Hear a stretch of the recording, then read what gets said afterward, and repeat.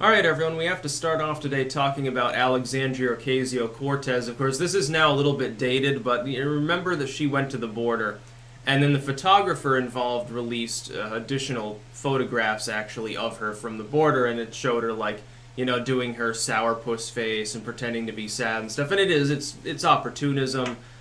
It's it's virtue signaling. It's fairly clear that that's what it was.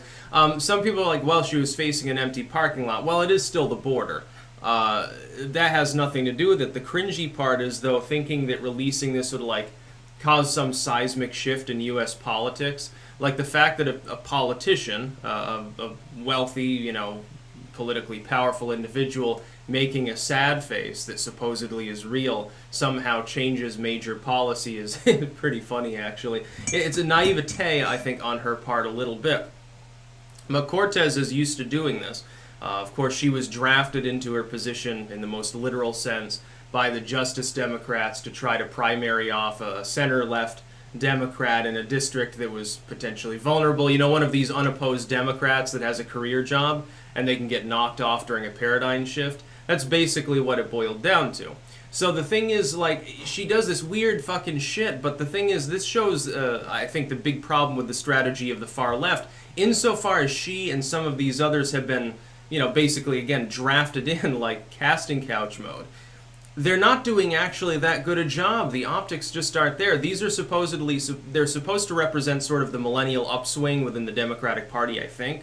Like the younger, more tech-literate Democrats. So the idea is they'll have more grassroots support, they'll have more of the free advertising a la using the internet as opposed to having to go from place to place physically. You can almost campaign on the internet now. Trump did this to a great effect. A lot of his strategy boiled down to being meme-worthy.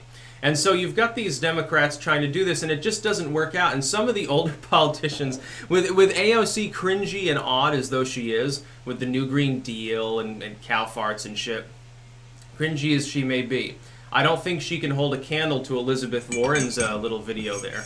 Now Sanders has a Twitch as well, apparently. And this is going to happen, I think, more and more. More and more you're going to see politicians attempt to establish a brand online, as though they were like a public commodity. The days are long gone where people who are in positions of authority can actually have total privacy, per se. The day has come where they say to hell with it and they just brand themselves and advertise themselves constantly, almost like a sort of weird reality show. It's going to be really interesting when this technological paradigm breaks down, actually, and that stops being interesting to people. I'm wondering what kind of entertainment they'll seek next. What happens when the novelty of everybody being constantly recorded wears off, but you still want to absorb that sort of material? Where are you actually going to get it from? Maybe battle bots will come back or something like that. I was watching robots blow each other up will come back into vogue. People just make videos of explosions and, loud stuff, basically. That'd be funny. But her virtue signaling is hilarious, and that is what it is. She is a politician. The idea that, well, she's young, she's one of us, she's organically grown, sort of, she cares about the little people and the immigrants and stuff. No, not really. She cares mostly about her job. And so she's looking at her slumping polling numbers probably and saying, well, I need to grandstand about something. What's a hot button issue I can grandstand about? Oh, the fucking border. I'll go and visit there. And she and all those others were doing, like, red face screaming at the border fence. Like, oh, let my people go, like she's Pharaoh or something. Oh, man. So fucking funny.